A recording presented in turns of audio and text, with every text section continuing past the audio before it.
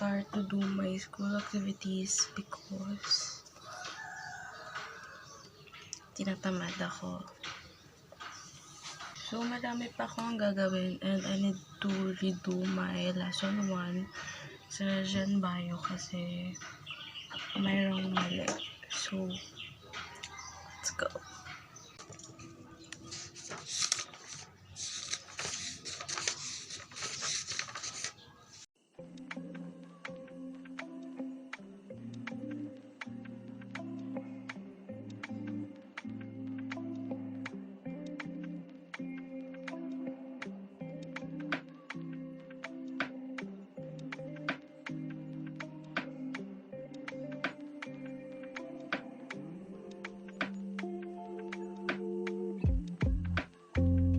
Guys, so today I am showing you how I make my coffee today.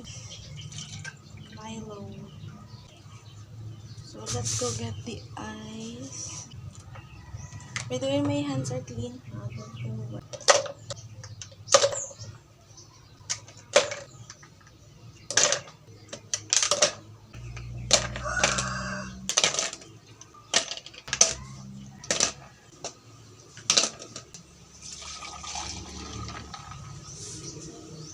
So ito na yung coffee natin. Lalagyan ko lang ng powder na Milo. So ito siya. Hindi naman siya presentable, but yeah. Ayan. Mamaya pa ako mag-start. So tapos ko na yung what's more and yung what's I have learned. Then proceed na ako sa lesson 3. Tapos yan. Ito yung mga tatapusin ko pala today or hanggang tomorrow or whatever. Okay.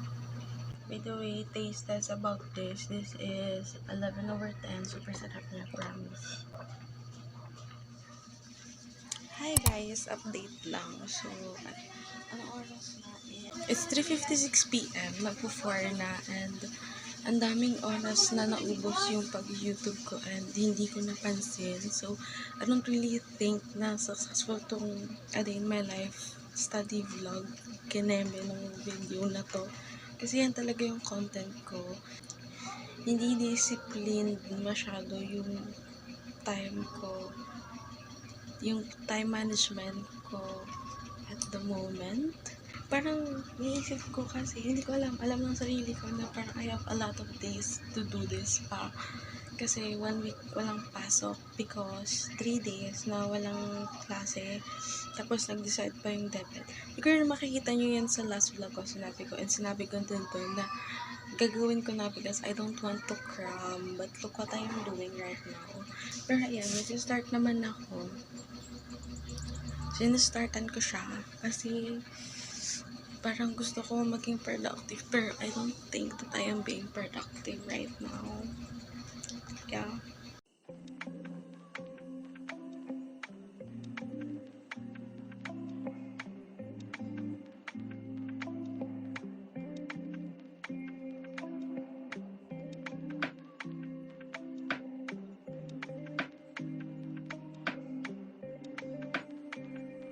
Please don't mind the other things. I mean, pero tingnan nyo dito, ang ganda girl. Like, oh my god, sunset na pala. And tumatama siya here. And it's very cute and aesthetic. Girl.